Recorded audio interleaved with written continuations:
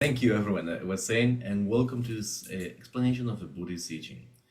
And thank you to Lama Josh, who was the one who solicited in the first place. Thank you, Lama Josh, about suggesting this. Today, we're together to basically see a little bit of the Buddhist version of the Iching. And I'm going to explain a little bit where texts come from. Bear in mind, this is not my area of expertise. I'm not an expert in Chinese revisions or Chinese Buddhist interpretations of classical texts, but I'm going to try to do my best. And I'm going to show you the way I use it. Right? I've been using it for, well, since I learned it in university, it's like 20 or so years back. So not an expert, please take everything I say with a grain of salt, but I hope this is useful for you. Before we start, if you want to have them in hand, I would advise you to have some incense to make us an offering, and either 3 coins, or if you like to have it, what I'm going to use, which is a 1d4 dice, which I have found is the best way to get a quick reading, right? A 1d4 dice, essentially, it's a pyramid. It's a die that's like a pyramid that essentially has 4 sides, right? So once we are all set up, excellent. Hey, that's excellent. That's the truth. That's a true role player like us. We'll start. Meanwhile, if there's any question, please feel free to ask. Feel free to unmute yourself at any point. As always, this is not going to be an empowerment, so you can talk at any time. Hey, Lamajili! And please feel free to hey ask any question. Excellent. Yes, light the incense. I'm going to do the whole ritual age. I got a question. Sure. What's in that bottle of Amrita Buddha's holding right there? Whatever is needed. Did you like it? Yeah. I got a few of those bottles on my shelf too. I don't get one. Whatever is needful, it's needful. But yes, it's. I think that we need to. The other day, I was looking at some, and this is something that Sanatana Dharma does so much better than us. That does Buddhist. They were having for Diwali. They're having this old timey, almost like ads of the Sanatani deities, saying compassion, things like this, and they were like Durga and Ma. It was wonderful. So I thought I'm going to do a couple of them myself.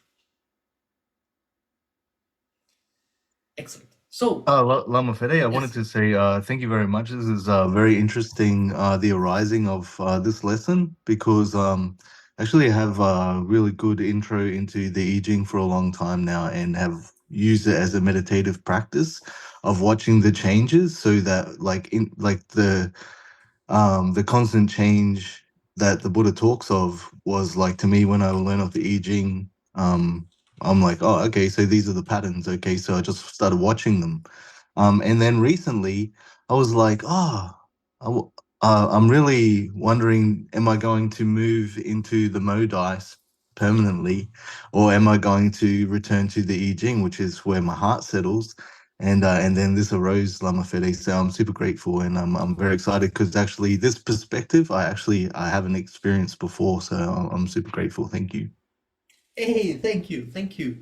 And let me tell you something. It's the most important thing for me. Always is that you keep the Buddhist view, right? So for me, rather than trying to learn 10,000 divination systems, right? Or always trying to find the one that's a little bit out of reach, you should use whatever divination system feels right for you within a Buddhist view. If you had the Buddhist view, like the 4 seals, interdependence, right? Pradyasamutpada, emptiness, and everything else, anything that you use, even if it's like Kabbalah, right? Something like this, it's a Buddhist divination. And if you don't have the Buddhist view, you can use the most, like, you can go to do the Mipamo or Aska Dharmapala, a Kunten of Dharmapala, a very Buddhist way of doing things. But if you do not have the view, nothing is a Buddhist divination. So Well, I'm a fan. I don't want to go down a rabbit hole here, but I know you have a lot of exposure to psychedelic culture and whatnot back in the day. Are you familiar with Tarek Bakita's view on the I Ching and his tying into his time wave zero theory and all that kind of stuff? You don't have to get into it here, but is that something you like? You have I don't know, some familiarity with? Maybe we could talk about it on the side at some point or something. Oh yes, oh yes. Here, at least in Argentina, there is like it's a lot to unpack. I probably won't be able to go into all of it now, Brent.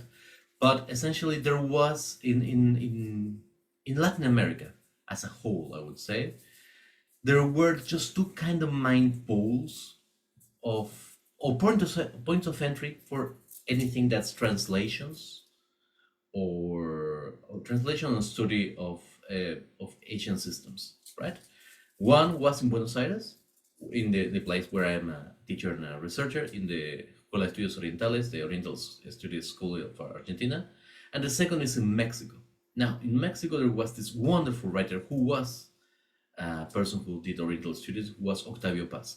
And Octavio Paz did a lot of translations on one of those, which one of my favorite ones is the Iching of Octavio Paz.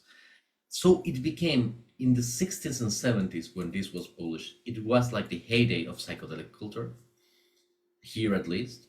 And there were a lot of people who at the same time got into the I Ching. So there is the whole stream that comes from Timothy Leary about using the I Ching as a way of setting for psychedelic cultures.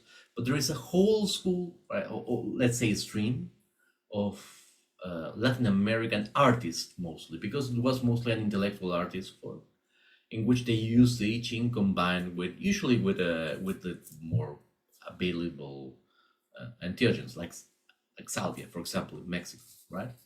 There is a wonderful Chilean Chilean author who she's a paintress and a sculptress, and she does a lot of work from the I Ching into different ways of trying to show like the change, especially within the mountain and between the mountains and the forest, right? Which is a very South American kind of things, right? You have either the Andes or the Amazon. So there's a lot of things there. If you like, I'll send you some links afterwards. Probably won't get into that to kind of not derail the Yeah, class, that'd be but fantastic. I'll Thank you send so you. much. Yeah, I appreciate it. I love that. Thank you. Excellent. So let's start. Let's start if everyone's set up. So this is going to be a Buddhist teaching. So we're going to take refuge, generate bodhicitta, and because this is so tied up to Manjushri himself, we're going to do a prayer to Manjushri to start.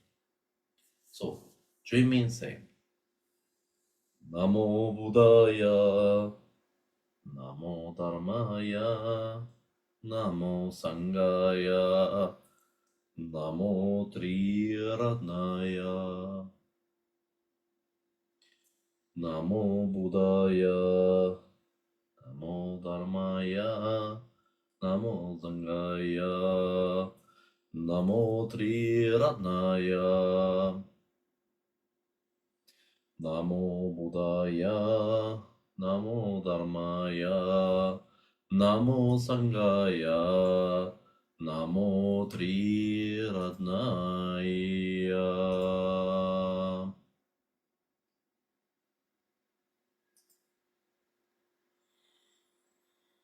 Om Bodhicitam Utpadayami.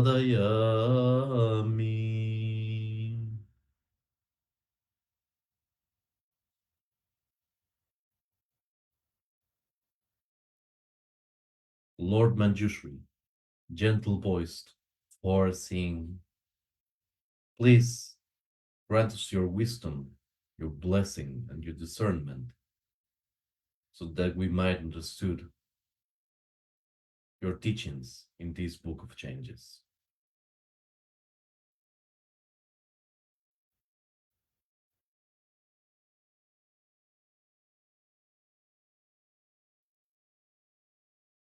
And with this, let's start. So, the Buddhist Iching. To talk a little bit about this, I need to explain what we're going to try to do, and then contextualize it a little bit. As I was saying before today, the most important thing in any technique that one does as a Buddhist, it's not so much what one does, but the perspective, what in Tantric Buddhism is called the view from which one does it. If one does it in a view but with the four seals, sustained and driven by bodhicitta, everything that one does is a Buddhist view. And this is the secret that allowed Buddhism to go from the center of India, from the center west of India, to a world religion. Because other religions usually have a more immutable aspect in their forms. Let's say, probably the one that was the most successful, right? Besides Buddhism, which was Islam. Yes, you may say Christianity, but probably in the same area, Islam was a lot more important. Islam had a lot of issues with trying to understand, trying to be compatible with the idea of no God, right? Which was the main point between Islam and Buddhism, the main difference. You can have a lot more closeness between Islam and some strands of Hinduism, some strands of, for example, of Sikhism, some strands of the classical Parsi thought, because you can think, okay, perhaps Ormas is a name for Allah, but if you say, no, no, there is no transcendent God, there you have a point of contention, right? It's not compatible. But Buddhism has only the four seals, but it never says, you cannot understand gods like Amaterasu, the Japanese god, like Fushi in China, as not Buddhist deities. There may be deities like older deities in Buddhism that are going to be born and die. Even Mara, right? The being that most people call the Buddhist devil, the Mara in the time of the Buddhas became enlightened. He learned first, this is told in the Ratnaketu Sutra, he learned and took refuge with the Buddha and in the time of the Buddha, and then some years later, after practicing under Buddhaghosa, he became enlightened. So Mara's papillas, the Mara that was alive at the time of Buddha, it's not alive anymore. It's a Buddha right now. It's Buddha Samambala, right? Now there is another Mara because Mara is kind of a title. It's like the highest of the gods, right? One of the highest of the gods in Trayatrimsa. Now there is another high god, and so it goes. The same way the Buddhists would say, hey, you can take Amaterasu, you can take Susano Mikoto, right? You can take Bushi, you can take Nuwa, you can take any of the deities that you have, and you can see them through a Buddhist lens. And especially in China, the big thing that Buddhists did is they just took the whole pantheon, the Jade Court, the mortals, everything else, and say, okay, that's perfectly fine. They exist. I'm not saying that they don't exist, they exist just in this manner. And so you had the great big synchronization, which is that suddenly Buddhism and Taoism started to become like very intertwined, right? To the point that we have texts like Journey to the West, where Sun Wukong starts as a Taoist and then becomes Buddhist, right? And you have like more Taoism influenced versions of Sun Wukong, and you have more Buddhist versions of Sun Wukong. That's perfectly okay. Essentially, Buddhism is not so much one, let's say, one book, but Buddhism becomes a way of reading a book. And of course, one of the major books of Chinese civilization is the famous teaching or the Book of Changes. And this book, it has not only been read as Buddhist by Buddhists, there are 1,000 readings of the teaching, right? The first thing that we know, or rather the legend that there is, that it started on the Zhou dynasty, right? Now it's dated. There was a discussion if the King Wen, the Duke Wen was the first one to write the trigrams, or there was another one. I just read the other day, just when I was reviewing material for this class, that there is no dated to King Shuang or Shuang Wang would be like Wang Shuang, like King Wen, who was a little bit, I think, on the 9th century BC on Western China. And it's famous because he killed someone unlawfully, and then the ghost of that person shoot an arrow to him, which is a wonderful way. I must say, if I die in some spectacular way, I want a ghost to shoot me. That's absolutely wonderful. But the usual reading of this, the usual legend of this, is that either it appeared in the cracks, the trigrams appeared in the cracks of a cave that's blessed by Saraswati, or upon the Yellow River surfaced a turtle, a river turtle, and the cracks on the turtle show the different trigrams. And this was for Buddhist Manjushri, right? The turtle was Manjushri. This also has to do that because in the beginning, usually the way to do divinations was to take the shell of a river turtle, of course, kill the turtle, and then taking one very hot iron, red hot, you would touch the shell, and you would see how it cracked under the heat, and this would produce lines. Please don't ever do this. This is so cruel. This is absolutely. I understand this. We're talking about Bronze and Iron Age, right? It was another time. We don't need to do this at all. But this was the origin. This, I think, is also the idea of the turtle within the different programs. And from that, it traveled everywhere. Like in Tibet, there is a reading of the I Ching, and there is a lot of work with what is called the parkas, which essentially it's the bagua, right? And of the trigrams. And we're going to go over the different parts. But while Tibetans say it originated in Tibet and then traveled to China, even though, of course, I learned Tibetan Buddhism and I'm a Lama in that system, I must tell you as a as a scholar that all evidence points that it started in China, not even in the Wuhan mountains, right? In Buddha mountains where it's usually put, but probably in Western China, and then it moved east, and of course moved west and moved everywhere. But the main thing that the I Ching is, it's a series of 64 hexagrams, right? And I'm going to show you a little bit. But those 64 hexagrams are a combination of trigrams, right? You have, and when I say trigram, it's because there are 3 lines. So let me show you a little bit. And of course, I already shared with some of you of this, but this is the hexagrams. You are seeing right my screen. I hope you are. Well, Leslie, yes. The thing is that there is not a I Ching book, right? What is technically the what people tend to say the I Ching book? They talk, and this already also I sent to you. Is this the true I Ching book? Is a sequence of hexagrams and trigrams, right?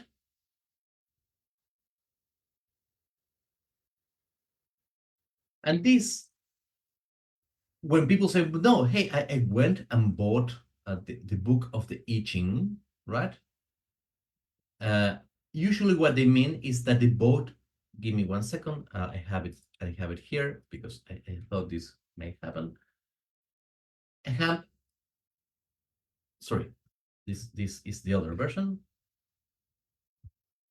I have this version, which is the I Ching of Book of Changes. How many of you know this version of I Ching as the I Ching?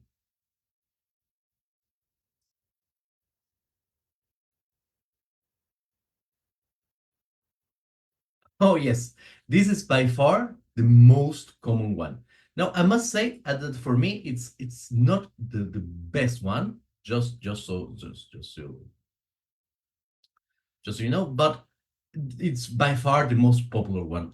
By I would say 99% of people that I know have this version. There's a lot of other versions, but the book itself, what we call the I Ching, it's technically the King Wen arrangement of these 64 hexagrams, right? And these hexagrams basically are composed of two trigrams each, right?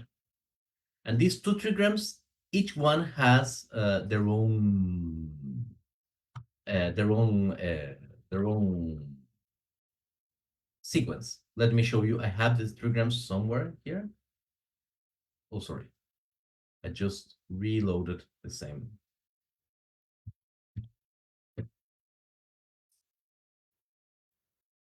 So if you see, you will find that these are uh, 3 lines, right?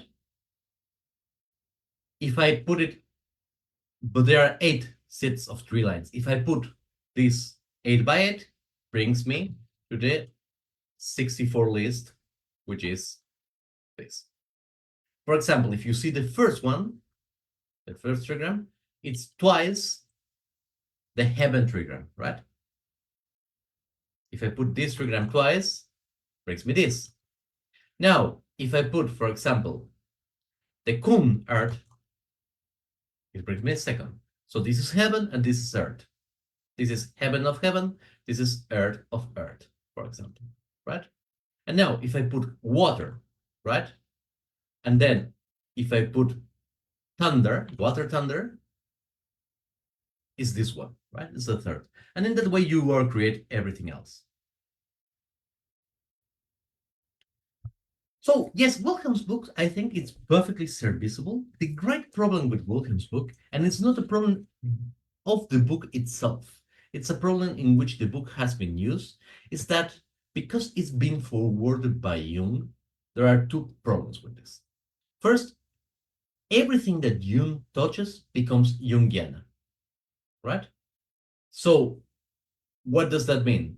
Jung tends to use his system to interpret everything. Just as we Buddhists use the Four Seals and Bodhicitta to interpret everything, Jung uses his system, understandably, because he's Jung, right? So Jung uses his system. He does the same in the Bardo Dodol, in the Tibetan Book of the Dead, and suddenly you can find everything in the Bardo Dodol has to do with individuation and the archetypes and so on. He does the same in the Golden Flower, another manual, Buddhist meditation manual, and if there's someone who suffers this more than even myself, which I have suffered this for a lot of time, it's Thomas Cleary, which is the main Buddhist translator from Chinese text. And he has books, open books, explaining the problems with Jung's divination. But because he's so famous, most people take this reading as to be the reading of the I Ching, right? This is like the understanding of the I Ching. But there is a lot of others. So I'm going to, when in the folder that I send you, right? I send you 2 other ones. I send you the one that I'm going to talk mostly now, which is the Buddhist Iching, but I also send you this one. And let me show you here, which is the one from James Legge, which is the more classical one. If I had to pick one book to start, is this one, right? It's the James Legge edition. It's very dated. There are new translations, but it's like most classical one. And if I were to recommend one, Leslie, would be this one, the one I'm going to show you, which is the Buddhist Iching. That's translated, that for me, the best translator of Chinese Buddhist texts, which is Thomas Cleary. Now, again, this is not my specialty.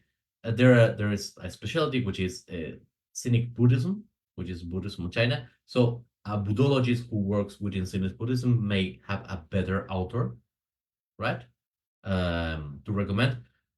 From my knowledge of Chinese Buddhism, this is the guy you have to go. And all of his translations, I do not understand the Chinese, neither the classical, the traditional, or the simplified, but I translate, as you know, things from Tibetan and Sanskrit, and I have checked his translations in English against the translations in Sanskrit, right? And they're top notch. It is an absolutely wonderful translation. Again, someone who's more specialized might know someone better. This has been excellent for me. And to show you a little bit what I mean by the importance of understanding what you read, don't worry what we're going to read right now, right? Don't worry about the ritual use. I'm going to just show you the different in readings, right? So I'm going to take the first hexagram and I'm going to read it from the Iching from Thomas Cleary and the book that is the one that Jung and Wilhelm wrote, right? And I'm going to read this, right? The third line. Um, Sorry, the second line. The second line. It says 9 in the second place. So the book of Jung and Wilhelm says 9 in the second place means dragon appearing in the field. It furthers wants to see the great man. Here, the effects of that light-giving power begin to manifest themselves. In terms of human affairs, this means the great man makes his appearances in the chosen field of activity. As yet, he has no commanding position, but still with his peers. However, what distinguishes him from the others is his seriousness of purpose, his unqualified reliability, and the influence he exerts on this environment without conscious effort. Such a man is destined for great influence, and to set the world order, therefore, is favorable to see him. Then I'm going to read the same one here and says, at first it was like an abyss. Here it is like a field. One's position at particular time may be different, but the dragon is not different. Here the text speaks of a great person, and in the next stage speaks of a leader. There are people who can be like a dragon. So you might say, even for something that's pretty straightforward, it's saying like you see a dragon in the field, you see a leader, right? One text, the Jung text, it's full of Jungiana. It's talk about life-giving power, right? Like the light of God himself. And that person is without peer. And what distinguishes other from him is the unqualified reliability. It's very, I would say, flowery. The other text, the text that's the Qingxia, it's very simple. It says, I'm going to talk about the leader. There may be a leader in some of these, right? And you may say, hey, both still kind of talk about the same thing. Right? Yes, they're both talking about a leader. The main difference you're going to have in different readings of the same text is that one is going to emphasize one thing and the other is going to emphasize another. For me, this is a personal preference. I'd rather use the Buddhist text. Why is that? Because for me, it's a lot more plainer speaking. And it doesn't speak in this kind of grandiose Jungiana, right? Of light, and there is the unqualified. The only thing it says, hey, in this conflict, there is a leader, seek him out, right? It's a more to the point. But of course, this is a personal preference. It's a totally personal preference. And it's the preference of both the author of Qingsu and of myself. But if you like the other text, it's perfectly fine. It's perfectly fine. What's going to happen between both texts, and let me go into one more, right? Let me go into the third line. You're going to find that one tends to make things a lot more like people being chosen and being preordained and having a much more, let's say, idea of the chosen one or the powerful being of the destiny, which is the Wilhelm reading. And the other is going to be a much more subtle interdependent reading. Again, personal preferences. But the Buddhist text is going to always emphasize not the individual, but the collective, right? Like anything in Buddhism and anything especially in Chinese Buddhism. So let me read the three different lines. Line 3. 9 in the third place means all day long the superior man is creatively active. At nightfall his mind is beset with cares, danger, no blame. Let me read the same one. A leader works all day and worry at night. There is danger but no error. Do you see the difference? And tell me something. Between these two, what is the first difference if you see? Let me put both of them on the screen, right? Let me see where it was. It was on an EPUB, right? Okay, so let me just, here it is. I'm talking here with here, right?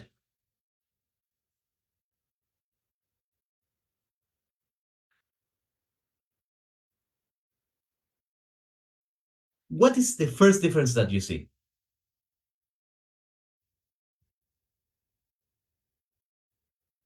If you like, I'll spell it for you. I'm not trying to get you to find Waldo or something like this, right? The first thing you're going to find is in every single one of these.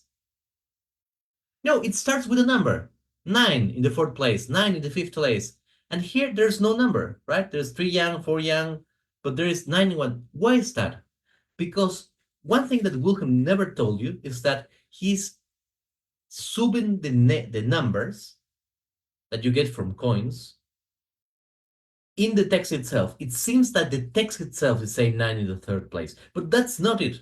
The text does not say it. It just says which line is yang or yin, and we're going to go over what all those mean. But what I'm trying to show you is that the text of Wilhelm is so heavily edited that sometimes it's okay. Again, it's a wonderful system. I used to read it a lot. It's perfect, but it is very edited, and it's not telling you this is edited, right?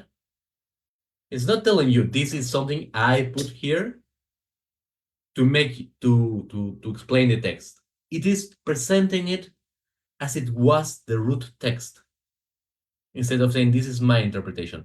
And there is danger there because if you believe that this is the interpretation, then you're stuck, right? So what is the actual root text of this? The actual root text of this is this. Everything that comes beyond this is interpretation. My interpretation, of course, the interpretation of Chen Tzu, the interpretation of Richard Wilhelm, the interpretation of Jung, a lot of things, right? Perfect, wonderful. Let's just be clear on that.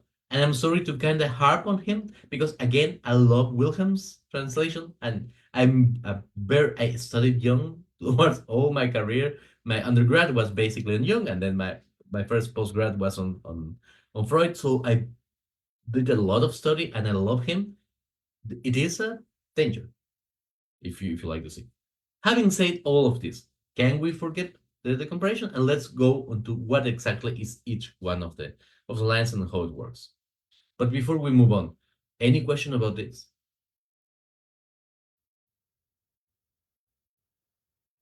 No. Excellent.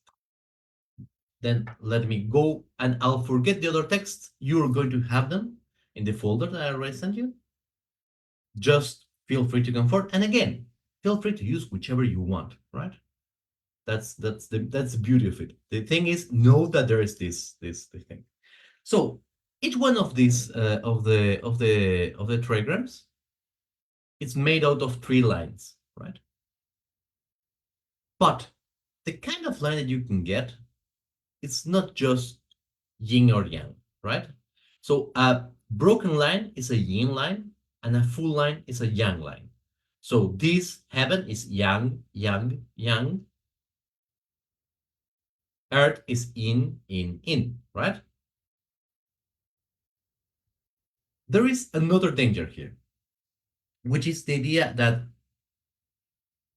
yin and yang are masculine and feminine, are active and passive.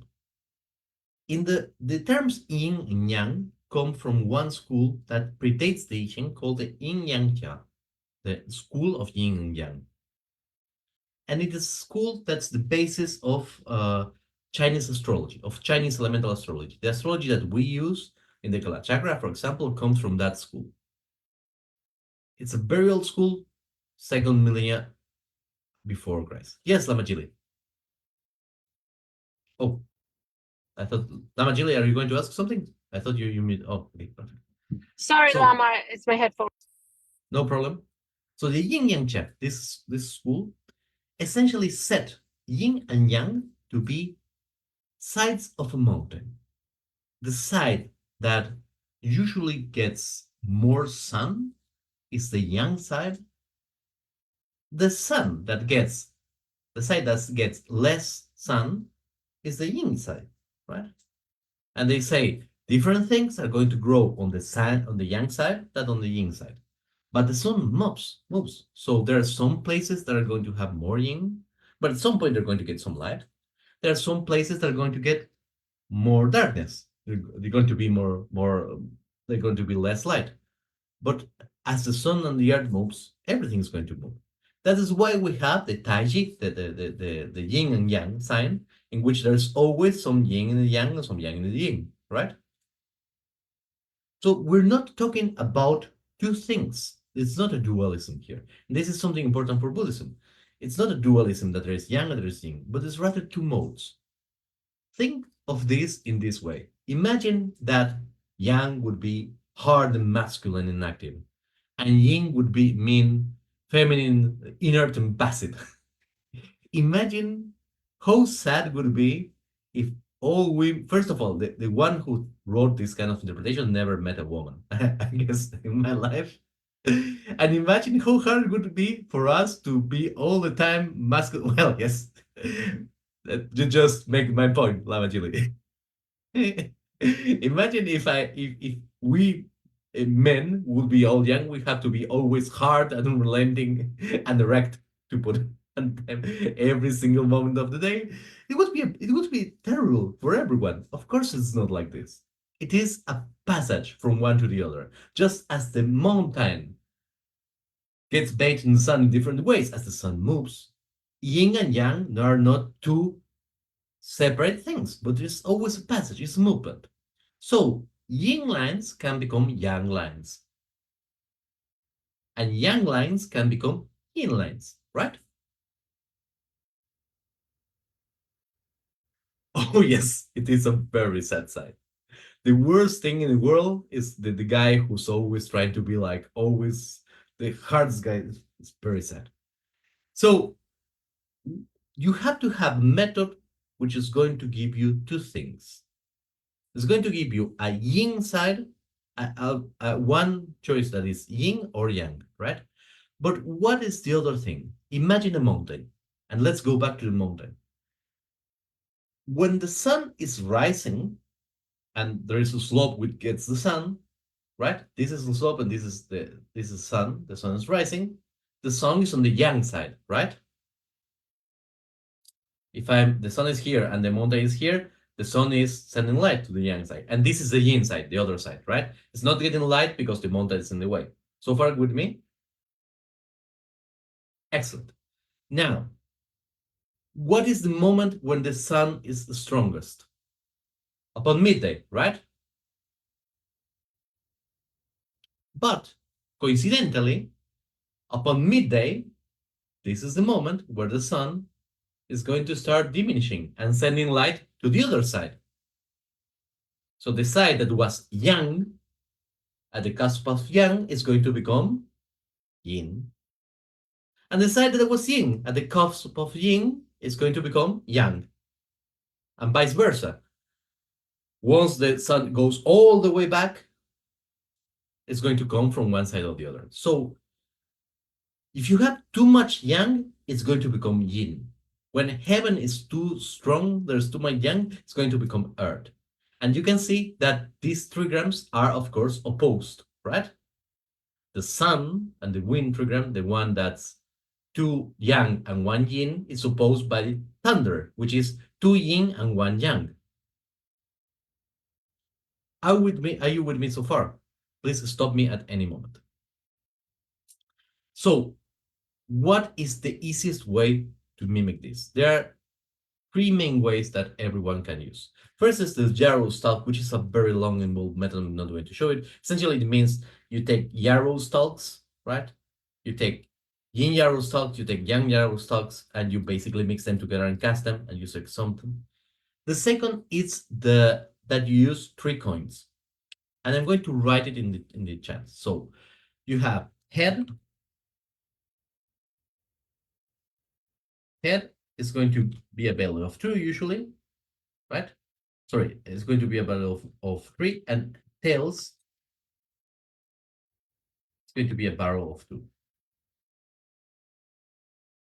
So if you try to do 6 coins, you're going to have from 6, which is the least you can get, to 9, right? 6, 7, 8, and 9 are going to be the possible scores, because you can have at most 3 heads or 2 tails. So far, so good.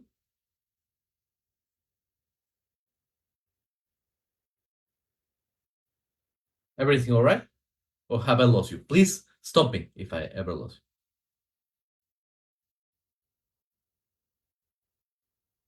you. Excellent. Now, remember, we said the biggest of yang becomes yin, the biggest of yin becomes yang. Traditionally, numbers that are yang are uneven, and numbers that are yin are even, because yin, again, it's something that's a little bit more cool down, and uneven numbers show some movement, right? So essentially, what we're going to say that all uneven numbers are yang, and all yin, and sorry, all uneven numbers are yang, and all even numbers are yin. So 6 is an even number, right? It means it's a yin. 7 is an uneven number, it's a yang. Now, 8 is a yin, right? 9 is a yang, right? So far with me? Excellent.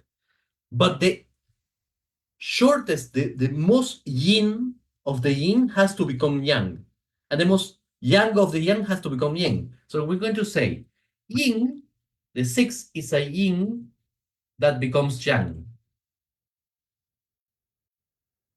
Then 7 is yang, 8 is yin, and then 9, it's going to be yang that becomes yin. Do you see?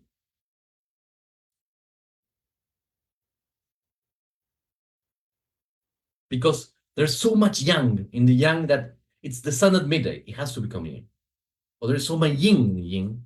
Now, this is a lot to do with 3 coins. So I'm going to introduce one last method, which you're going to either love me or hate me for this. Now, this is a dice that Lama Gili gave me. This lapis slice is wonderful for this. So what we're going to do, this dice has 4 sides. So I'm going to do the same thing. I'm going to say one is going to be yang, right? Now, 2 is going to become yin. That becomes yang, right? Now, 3 is going to be yang that becomes yin. And 4 is going to be yin, right?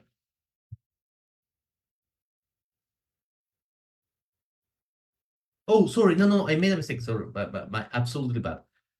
So 1 is yang. 3 is yang that becomes yin. Now 2 is yin, and 4 is yin that becomes yang.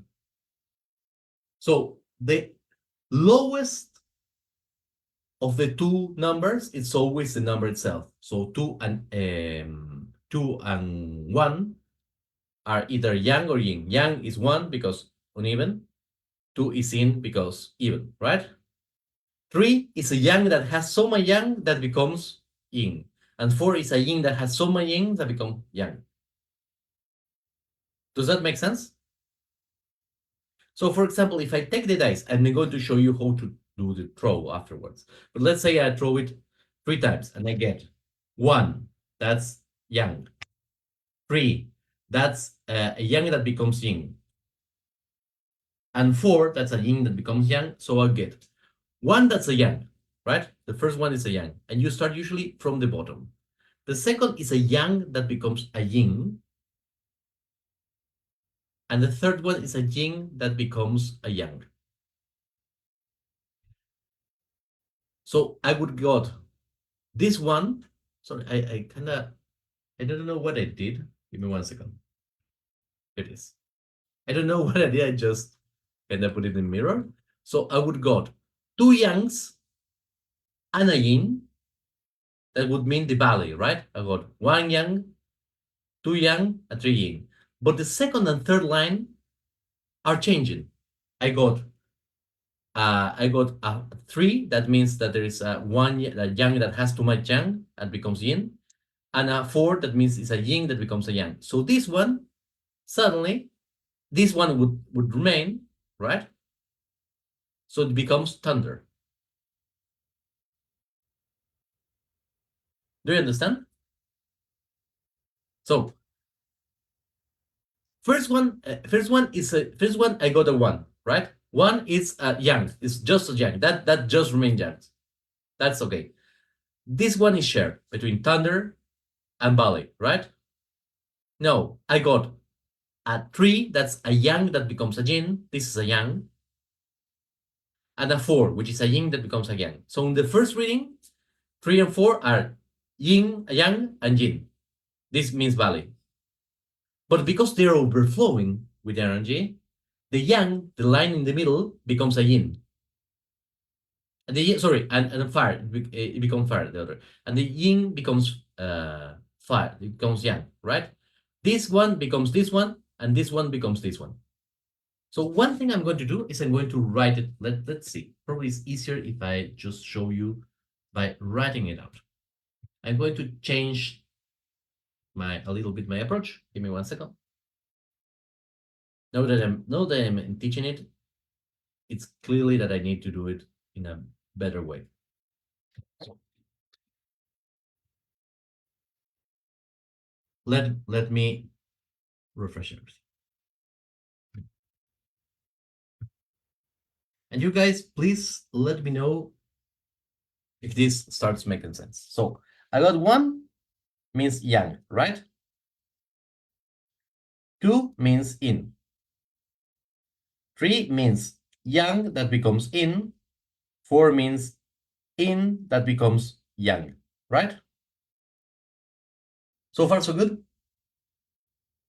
Now I draw a trigram and I got 1, I got 3, and I got 4. Yes, Lamajili. Lama, I have a question. What is the relation of these numbers in the trigrams to planets? The planet, it's like that's a lot. We'll go over it somewhere, sometime else, right? But essentially, there are the main there are ways to map the 8 planets, actually the 7 planets and the Earth into this. But that's getting into a lot. Let me just get to the just doing the trigrams and the hexagrams, if you don't mind. Apologies. I promise I'll get back later. Yes, Lama, thank you. So usually you start, this was the first number I got, but usually you start with this, the opposite. So first is yang. We said it was a yang, right? Now the second was this. And this is a yang, but this is going to become a yin. And the third one was this, was a yin. Now, if this was a 1 and a 2, that would be, the story. We would just got Bali, right? the 8 trigram. But now the 1 remains a 1. So the 1 becomes still a yang.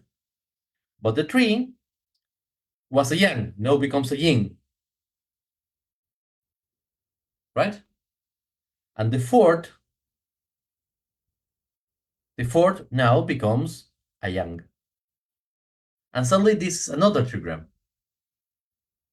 And this trigram is 7th, Li.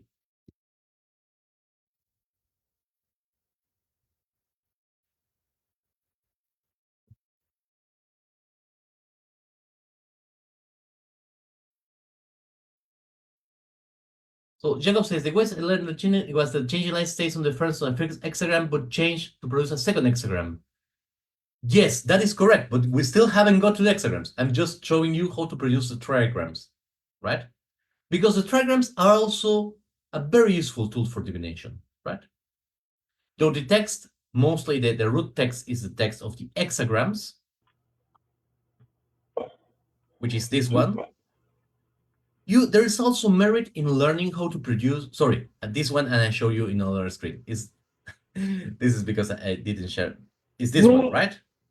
Why the transition in the trigrams? Why is it just not this yang, yin, yang, yin?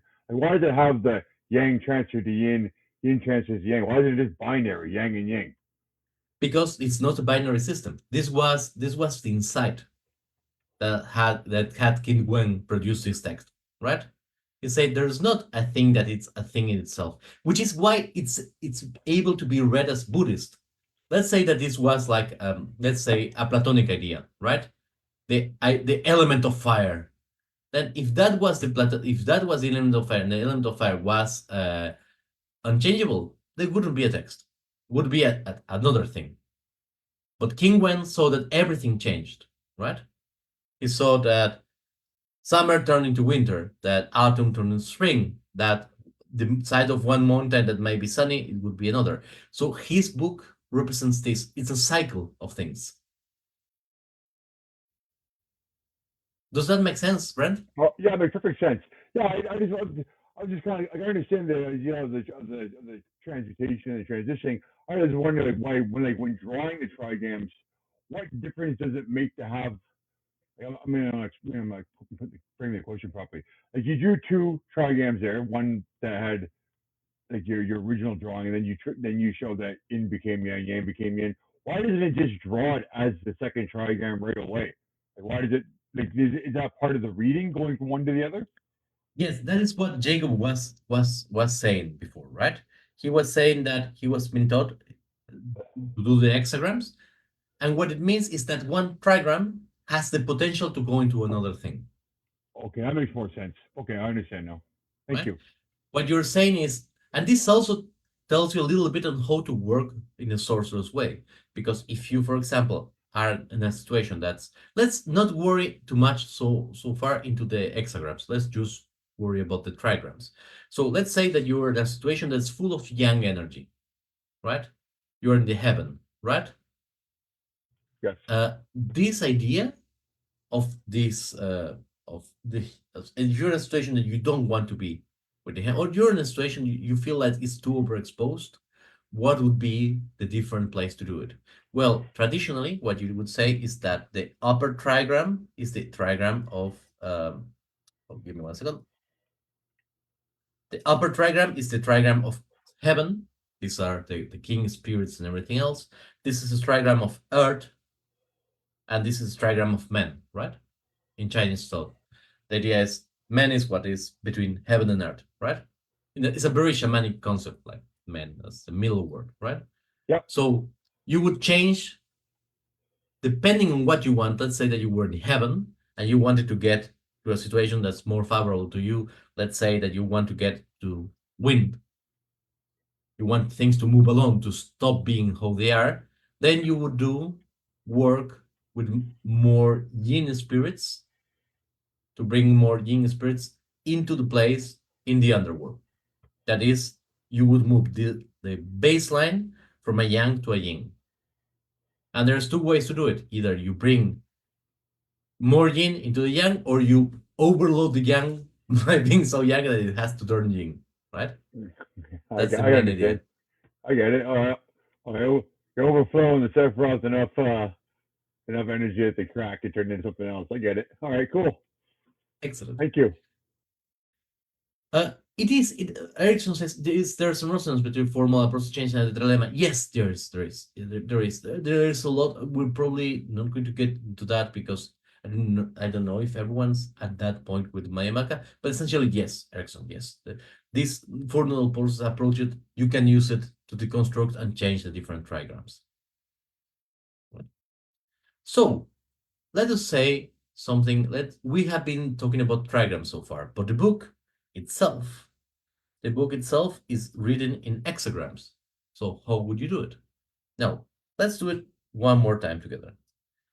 If I'm going to throw, I'm going to generate an hexagram, I'm going to have to throw the 3 coins 6 times or easier, I'm going to have to throw the die 6 times. And this time, because you already know, I'm going to start in the lower part, so I don't have to write the different arrows changing, right? So I'm going to do my first throw to generate one. And I got a 4. Then, so give me one second. I'm going to put it here a little bit. Then I'm going to do the second one. It's a 2. I'm going to do the third one. It's 1. I'm going to do, again, it's a 4. I'm going to do 1. I'm going to do it one more time. And it's a 3. So I have 3 numbers. This is a yin that will become yang, right? This is an in that will stay in. This is a yang that will stay young. Sorry. It is. This is a yin that will become yang. This is a yang that will stay young. And this is a yang that will become yin, right? So now I have 2 different hexagrams. I have the first hexagram, and I have the potential or the charge that the situation is bringing to the second hexagram, right? So if we go into the hexagram list, we will see, sorry, let me just keep it here. 1 second, so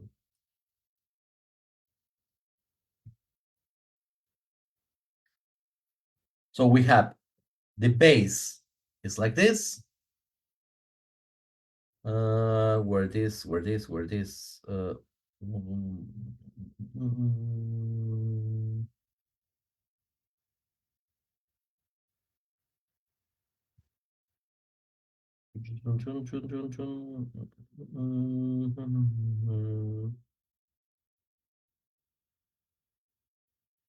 here it is hexagram 53. So I'm going to zoom a little bit more so you can see, right?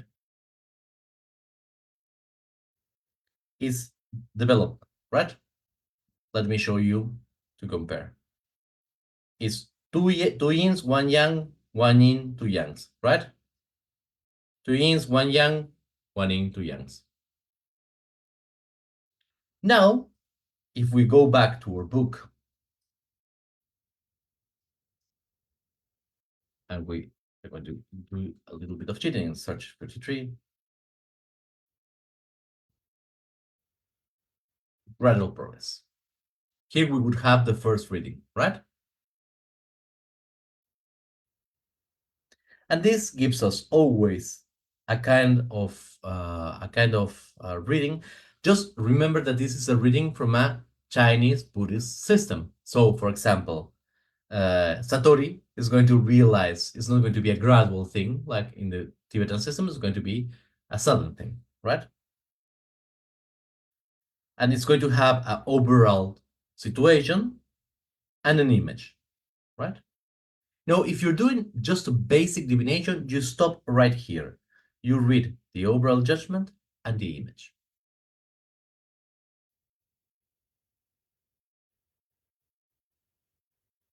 But we have a second tetragram. Did you remember? And the second one is this one. It's yang, yin, yang, yang, yang, yin, right? And let me see. So we have yang, yin, yang. Give me 1 second.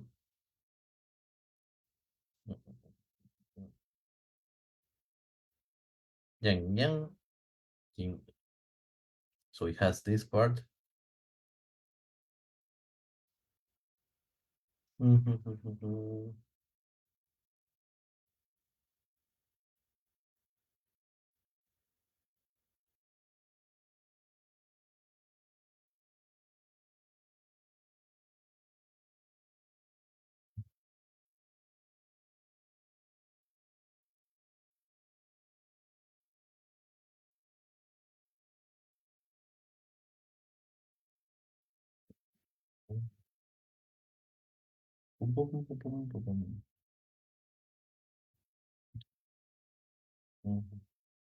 Sir,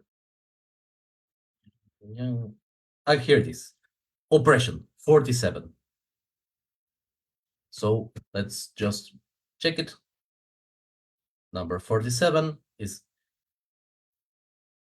yang. Oh no, sorry, I did the opposite one. It's yang yin yang. Sorry. Yang yin yang.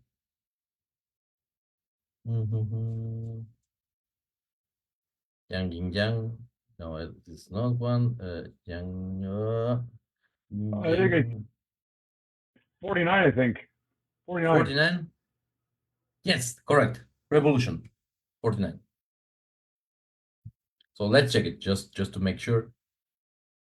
Yang yin yang, yang yang yin. Yes. Where I have it. Yang yin yang, yang yang yin. Yes, 49. Excellent. Now we go here. We're just going to scroll up because it's a lot closer. Here it is translated as change. Will the village change? You do this, right? Usually what you would do is if you're doing a more complex ritual, you would read the first one, the first three, and then you would read the image of the second. But now I'm going to give you the last. Oh, that's great. I didn't have that. David. There's a lookup tool. Oh, this is great. Thank you. Thank you so much. And David just put here, this is wonderful, a lookup tool. That's a lot. So thank you. So, but let's do one more level. If you have to understand what changes from 53 to 49, well, what does change for something to become from gradual progress to the change itself? The change in lines. So what you would do is you go to the first one that we read, the 53, and if you need more info on the question, you would read the changing lines that are here, right? So what changing lines did we have? We had, right, the first one changed. So gradually proceed to boulder. This is one of the lines that we will read for clarification. Then you would go into the fourth one, yin that becomes yang, right? And you would go on the upper one, the yang that top yang that becomes yin. Remember, it goes from bottom to up. And then you would read the same lines in the other image.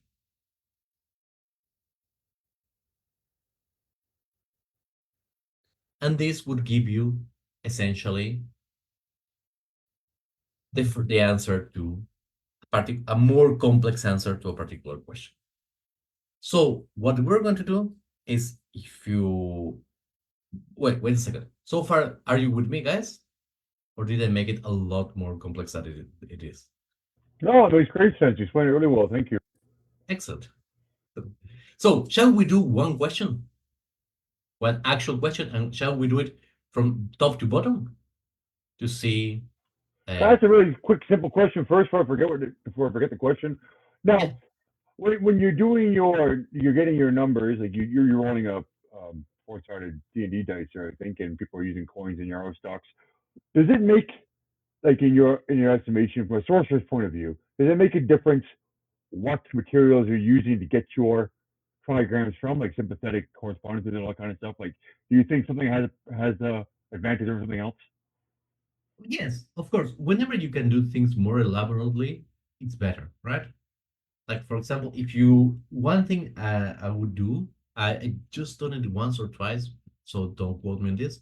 But one thing I would do is, for example, you can do like in clay tortoise shells shaped things, and you can, if you warm up an iron, especially a iron sword, like a sword of manjushri, you can use it to essentially put there and see how the clay fragments and use that. That has a lot more resonance in that sense.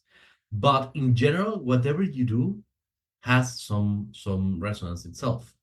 Also, each one of the trigrams, as Lamajili was asking, is basically part of the cycle of the seven planets plus Earth, right?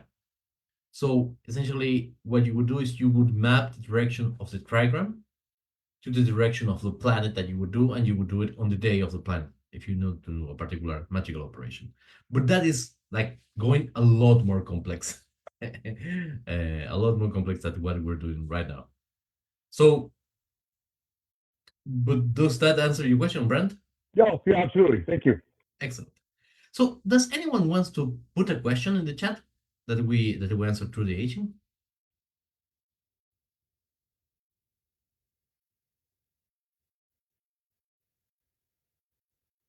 If not, I'll ask. Sure, sure, please, Leslie, be more than happy. Lama, I have a question. Okay, but wait, the first one was Leslie. Let's be fair and let's go by order.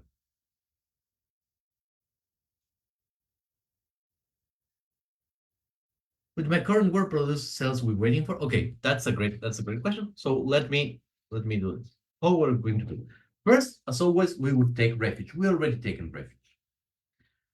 So what we would do is we would take incense. Oh, I'm going to light. I'm going to use a lot. Usually, what you would do here is you would go either alcanfor or you would use sandalwood incense. I have a mix. Uh, no, we'll do just one question because we'll see if that's another question and it's going to complicate everything. I'm going to do the Leslie question. To mix two questions in one reading is going to be a mess. We can do a question later if you like, another divination later. But let's just do one for Leslie, right? So I'm going to use a mix of camphor and sandalwood that I have, but you can use whichever you like, right? Usually you would use depending on the deity. We're going to invoke Manjushri, so camphor it's nice. It's nice. So first you would put of course the incense to burn. So Then you said we're going to use Manjushri. Is there a occasion you would use somebody who's not Manjushri? Like, is it not Manjushri the go-to deity for divination? yes, Sarasvati usually. Sarasvati Uttara, for example. Okay. All right. Cool. So you would put here and you would do a prayer of Manjushri, right? I'm going to do the Jechalma, which is a traditional prayer to Manjushri, but you can use whichever you like. You would go cho tâm chơ xích bê chân yang pa tro cung du lek drup bê tu bie sân gie trin le tse bê ong nao yang gong la mei sha la gu cha slow. And if you had the mantras, you would do the mantras, and then you pass the dice or the incense over it, and you do the Yedharma mantra. Om Yedharma Hetu Prabhava Hetun Teken Tatagatu Haya Baeteken Sayo Nirola Wangwadi Mahasramanaya Swa. Om Yedharma Hetu Prabhava Hetun Teken Tatagatu Haya Baeteken Sayo Wangwadi Mahasramanaya Swa. Om Yedharma Hetu Prabhava Hetun Teken Tatagatu Haya Baeteken Sayo Wangwadi Mahasramana Swaha.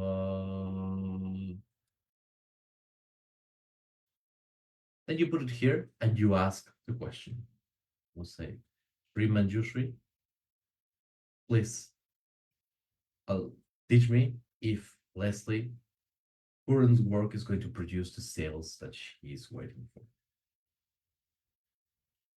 Then having done that, I'm going to do it silently because I don't know many of you have. I think not all of you have the complete transmission of the mantra of the deity. You would do the mantra of the deity, or whichever guru mantra you have. The guru works just as well.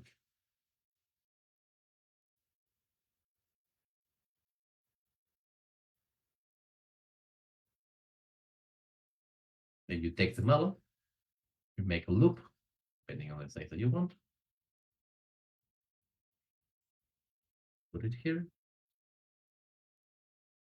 and you draw it. Oh, one. Let me just share again. One.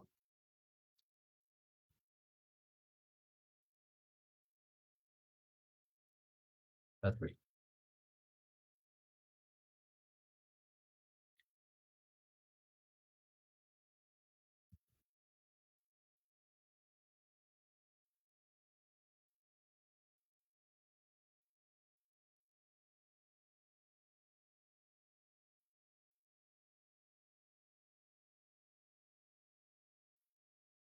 Three.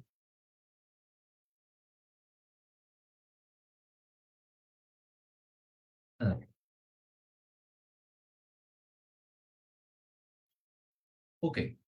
Now that we have got this,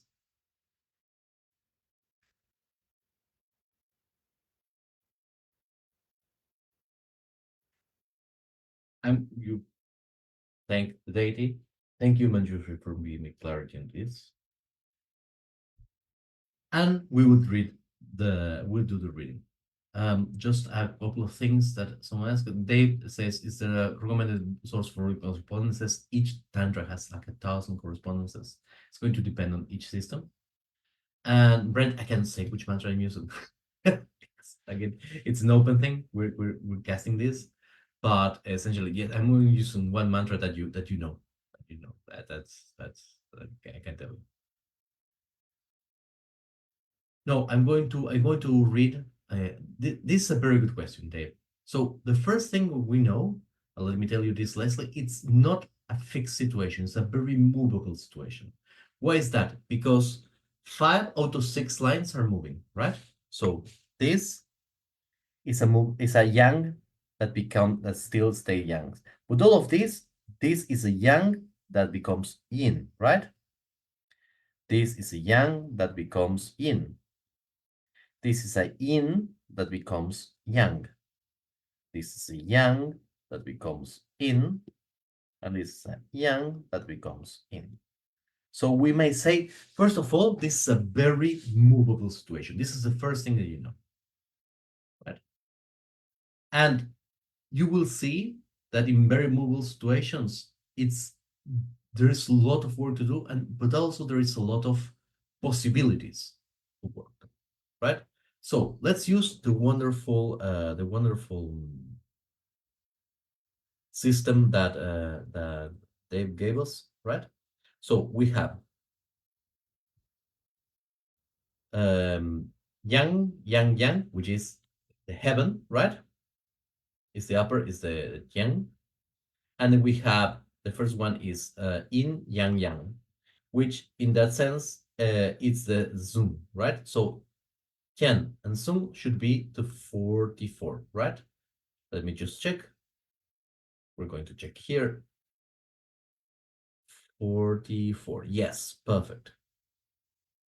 Let me just check here. It's no, sorry. Oh, no. This is because I did it wrong. It's not the upper, not the heaven. It's the Sung. Sung and Sung is a 57. Yes. Because it's yin. Oh, no, sorry. This is yang, yin, yang. So the lower one is yang, and the upper one is yin, yang, is Sung, is the ninth. Let me just check.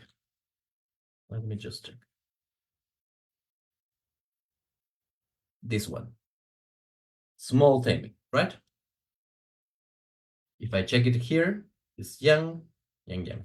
This, it kind of threw me off because I drew it very short, but it's that one. It's number 9.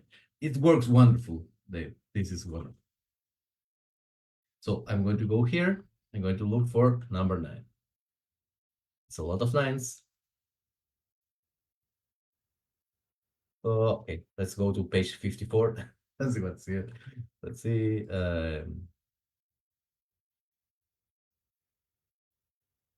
Oh, no, I just went over it. Oh, because it's, don't worry. I'll just find it here. 8, 9. Smell obstructions. Don't worry, Leslie, this is changing. The first thing when everyone reads this kind of thing is this is bad, but don't worry, it's changing, right? So it's good. This says, at smell obstructions, nurturing the small succeeds. Dense cloud, not raining, comes from one's own western regions. The word from obstructions can also be read to mean nurturance. When encountering situations that obstruct you and bog you down, if you do not get resentful of bitter, but just nurture yourself, you will be successful. However, one must not seek to obtain results too rapidly. In worldly terms, this is like an orderly and peaceful country with a non-invasive government to which some people nevertheless will not come. In Buddhist terms, this is when the mental center of delusion appears and is not yet under control. In terms of the contemplative mind with the factual observations and so on, this is more internal thing. But the overall general judgment is nurture the small at a small obstruction, flexibility, find its proper position, so above and beyond responded. This is called nurturing the small, strong yet obedient, firmness, balance, determining action, one then succeeds.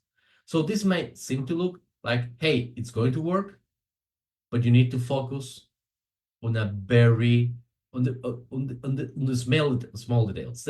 But before we say okay, let's go to check the second one, right? So the second one, it's twice. Oh, sorry, where is the? It's twice the Chen, right? The thunder. Chen of Chen is 51.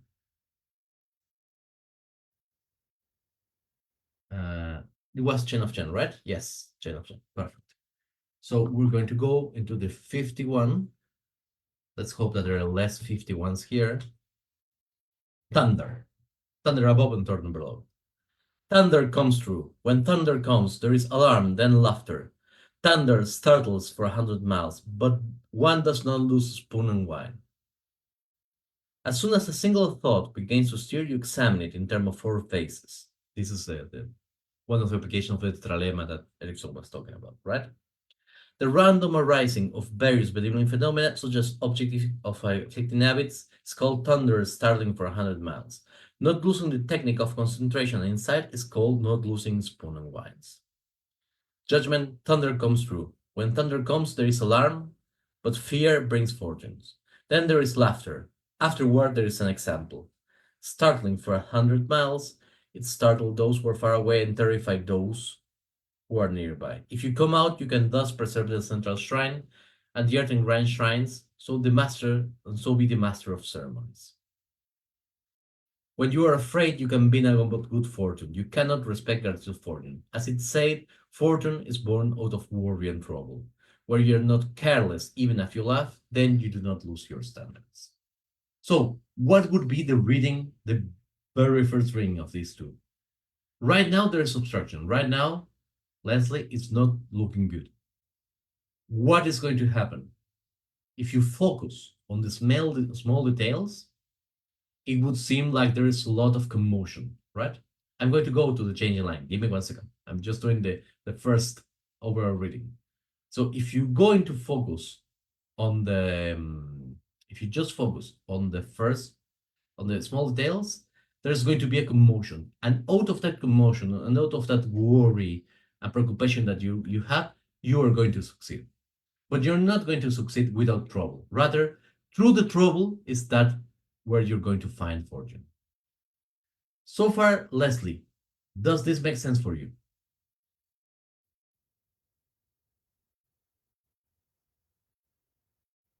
Excellent. So now we're going to do the reading of the other lines, right? And now this is going to take a while because there are 5 of them. Same for the first one. It's going to be a more kind of developed way to do it. So we're going to go again into the, let's say now it's, let me go into the 27th, around the 27th, because it was the 9th, small structure, right? So the first one we're not going to read because the first one is the actual one that does not change, right?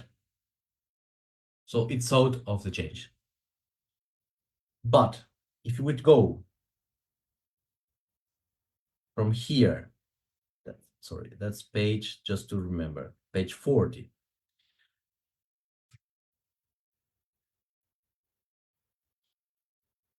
Concentration are incited balance, so one can make obstacles into one's assistance to oneself, right? First says, make concentration your balance. And now we're going to go, I think it was 51, right?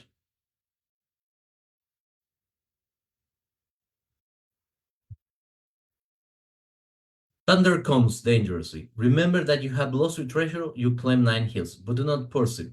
In 7 days you will get it, right? You become concerned and used to slow your habitual weakness, and remember you have carefully lost your treasure. So what you do is you use concentration to make these obstacles into part of your path, and then you take this newfound strength to go work to find what you want. This is the meaning of the first changing line. So let's go back to the second changing line. One relies on unfertile intellect and so is timid by obstacles that arise in the course of events. Concentration and insight are both damaged. So this is going to take some toll out of you.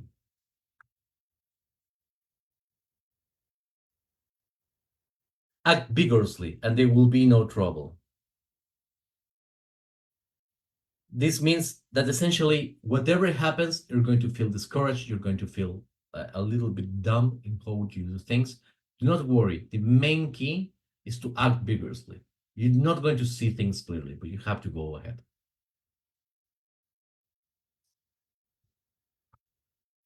We go on the fourth one, right? Skillfully uses correct concentration to wake competent side so the blood goes forth and fear lives.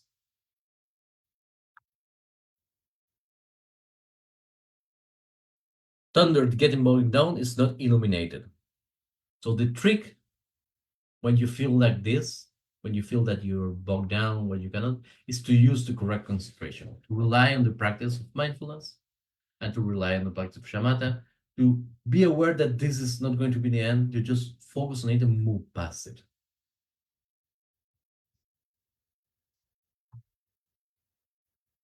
In the fifth, subtle insight is the true center of everything. So you can share your blessings with your neighbors. In the fifth, thunder goes and comes, dangerous. On reflection, there is no loss, there is something to do.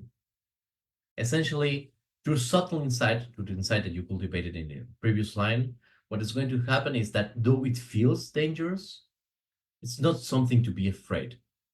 Essentially, what it means here is that you will take the obstacle that arises and scares you and make it as a path.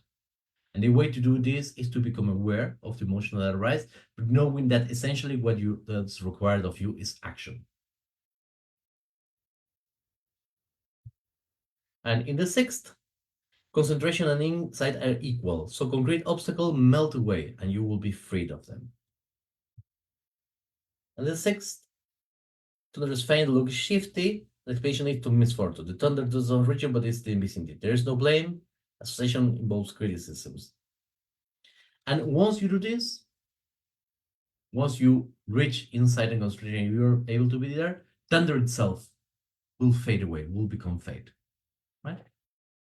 So essentially what they're saying is, if I take the whole reading, right? You're in a situation now where there's obstacles. No denying that. And what lies in the other end of the obstacles is some trepidation. Let's put it this way. There's some thunder. But this that looks horrible, it's actually good. Because through the practice of concentration and insight, you can understand, first of all, as it says here, that fortune is born of worry and action. You will not find fortune just by relaxing, making and hoping everything comes. You have to take action. You have to do things. So by relying on awareness and mindfulness of the things that come, you will be able to take those things that arise, put them to work, and use that as the fuel that you need to be able to succeed. But you shouldn't rest easy. That's the main thing. You should actually get engaged. Does that make sense, Leslie? Yes, but now I have more questions. That is the nature of this kind of reads. That is why I personally like the Mo, because the Mo is like, okay, you like this? Okay, go do this ritual. No, you do this. This leaves open, right? Yes, Excellent. thank you. Everyone else, please, more than happy to help. Everyone else, does that make sense? It makes great sense. Yeah, it's very vague though compared to like you just said, compared to the Mo where it gives you go do fire pujas or go pray to this guy or go call that guy. It's much more vague the I Ching it seems like with its advices. It's a little bit more poetic, right? And also bear in mind that this is a Mahayana manual of divination. It's not a Vajrayana manual of divination. You cannot say to people, go do fire pujas, because people will ask, okay, what's a fire puja, right? Go do the liberation ritual. What? The what? The what of what?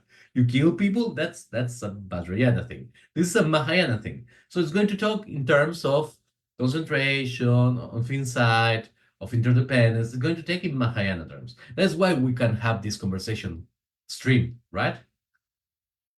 Because if we are going to be, remember that the main thing that this is going to be helpful is to kinda understand the Mahayana attitude. And oh yes, like Gerardo says, right?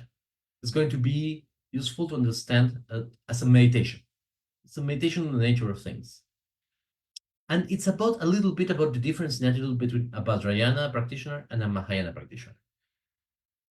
The Mahayana practitioner usually is going to try to use meditation and the view and philosophy to understand, right?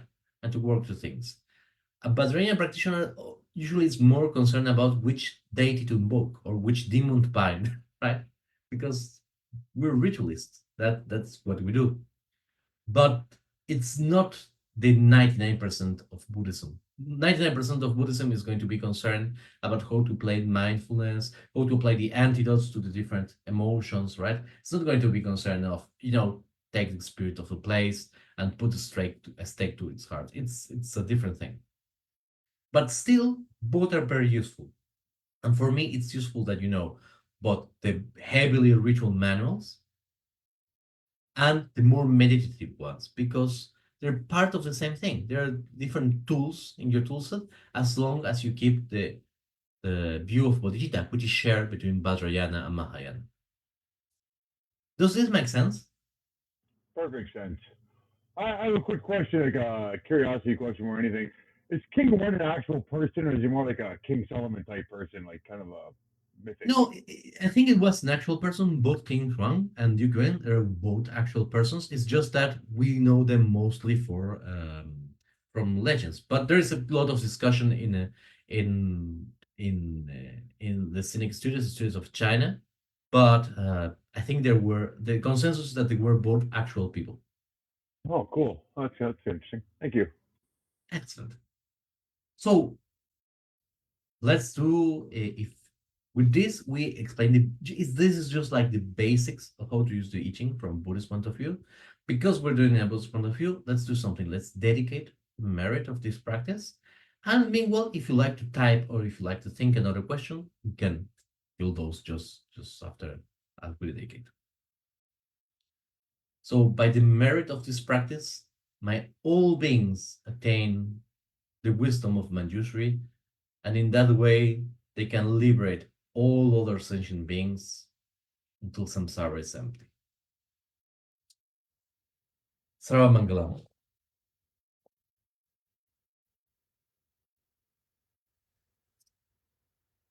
Thank you, Lama Fede. You. Lama Fede, from a sorcerer's perspective, the Mhm. I Ching can be a good tool to see what forces are at play as well, because because it is showing where things are moving, so you might be able to see who has the greatest influence on a situation for it to be moving that way. I really like the I Ching. Even though it's quite vague, as was pointed out before, sometimes the vagueness gives you an advantage. Oh yes, oh yes. For me, vagueness and not vagueness. Let's say no. I don't want to say vagueness. I would say poetic, poetics, right? Poetics and concreteness are both. It's a spectrum. It's not two things, right?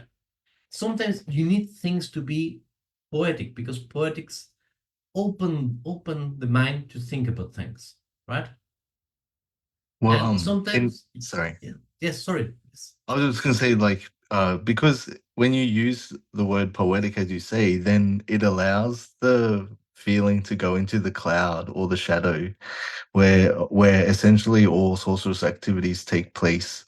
So the texture of being goes from being solid more to cloud-like. So the I 100% agree with you that the poetic freedom is exactly that freedom. Right. But there's also sometimes you need the other parts. You need the Mm, more concrete parts, right? mm. And it's going to base depending on what you need to ask. For example, let us say that I wanted to understand a general situation, right? Something about me, and do not have a particularly specific answer. But I say, hey, what is the problem that I'm feeling stuck? I'm feeling that my situation is not working. Then for me, the poetical approach is wonderful because it's not going to give me like this is the problem, but it's going to give me enough of an outline that I might fill it in, right? And as you say, go into the shadow work in a more creative way. Sometimes in the opposite direction, I need something that's very specific, right? Mm, Hey, I am feeling that this person is about to do something that's not correct to me. Is that my feeling? Yes or no? In this respect, the teaching can be a little bit mm, difficult. You would adapt it. Of course, you can do readings with the trigrams. You can do just like one line reading, right? You can throw and say, I'm going to assume that yang is a yes and yin is no. And you can do that. There is an adaptation. But in plus, my experience, it's easier to sometimes switch tool, mm, right? Just as you can do this, you can also do a yes or no answer with a Tenguamo. You can do mm, a maladivination. This gives you yes, no, maybe. Right? mm. So if Yep. you need that kind of tool, that kind of answer, you use this tool. If you need a more open kind of answer, you use the Iching, and so on. Have you also found, Lama Fede, when using the I Ching, sometimes when I do divination, that I'll say it's for work. I'll be thinking about work. So I want to ask a question. I'll throw work, but then I'll get like a family answer, and then I'll realize actually at that time my emotional problem inside me is much greater than my work issue that I'm asking about, and the I Ching is telling me that I need to address like this inner turmoil rather than like focusing on work right now. Yes, and that is a little bit also from the same thing that I was telling. For example, you may have a problem at work, right? As you say, and you have also unresolved issues with your family. So you ask the agent, how can I help this problem work? And says, comes back, working your feelings, right? Let's put this in a very blunt way. Okay, if you do that work, it's going to help you. Let's say you may also want to know, like, in a more way, right? Hey, I don't care what problem I have internally. I just want to solve this at work. I need to solve this at work. In that sense, the aging is not going to be so helpful. Then you would go into another system. But for me, it's not like you should do one or the other. You should do both. Because Yep. again, these are views. Iching Yep. is like a very wide view, very poetic, very beautiful way of understanding what is going on in your life. Thank You you. have, for example, the tarot, which is another system that's a little bit poetical, less poetical for me than this, but a little bit more poetical.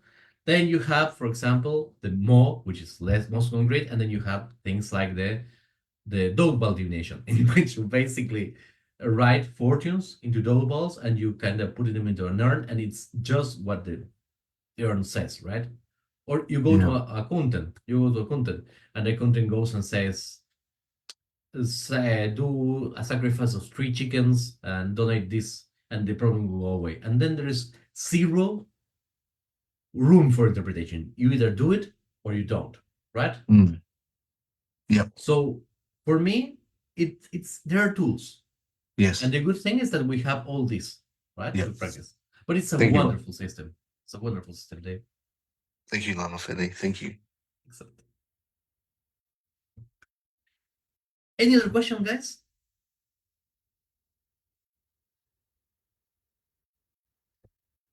Yes. I do have a question, Lama Fede. Yes. Firstly, thank you very much.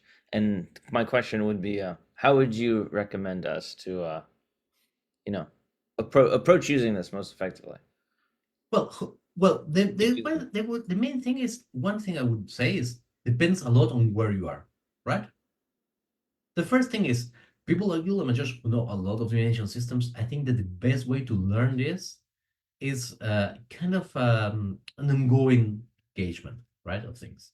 What I would do is I would put like the main practice to practice Manjushri or Sarasvati, each one of those, and then do a daily reading, and try to get in, not to answer any particular question right now, but try to get into the feeling of the different parkas, sorry, the bhava, the trigrams, right?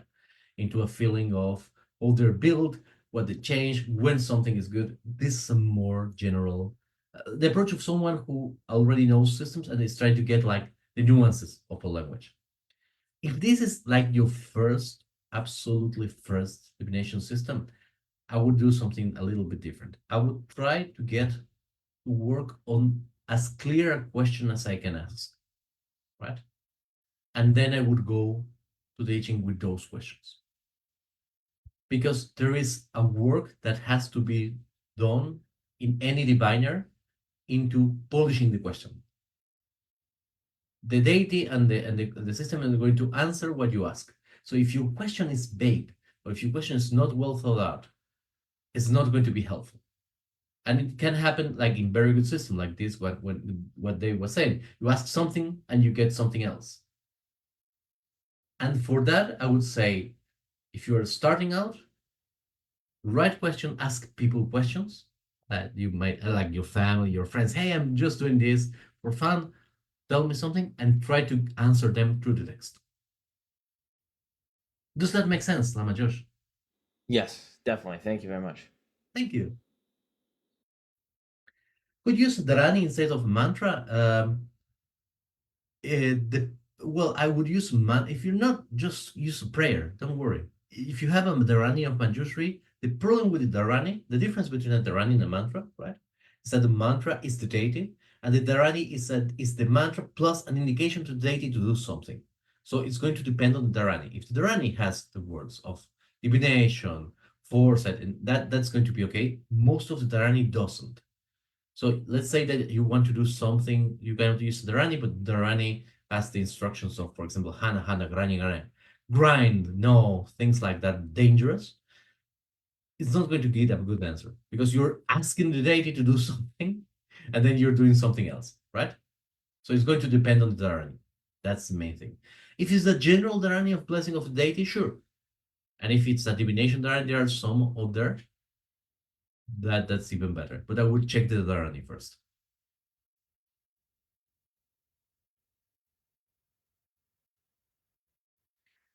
I was seeing that Lacey says there are things that don't necessarily were related. More question. Yes, that is the beauty of these open-ended systems. It opens and one starts thinking things that perhaps one hasn't. And that is why I say the framing of the question is vital. Because sometimes one thinks that there is a problem with this, and the problem is with something else, right? And this is something that happens, this probably happens to you guys at some point. You go to a friend, right? And the friend who has, let's say, bad taste in partners, right? And you told that friend 10 million times, you have to try to find someone else. Whenever you make this kind of choices, it turns out bad, and they're saying no, no, no, no, and then they go to therapy, right? And they come and say, I had an insight. I have a bad taste in partners, and you're like, but I told you like 10 years. I've been telling you this for 10 years. But they listen to somebody else telling you, and that sticks. Sometimes a good divination system is going to open up enough our mind, as Dave was saying, that something else sticks and you change. Hey, I was thinking that this is the problem, but perhaps this is the problem, right? Does that make sense?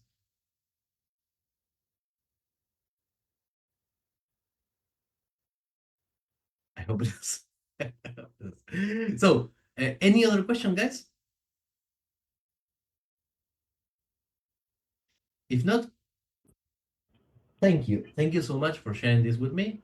This is And excellent. Thank you, Alfred. I really enjoyed this. Very interesting. Thank you so thank much. you.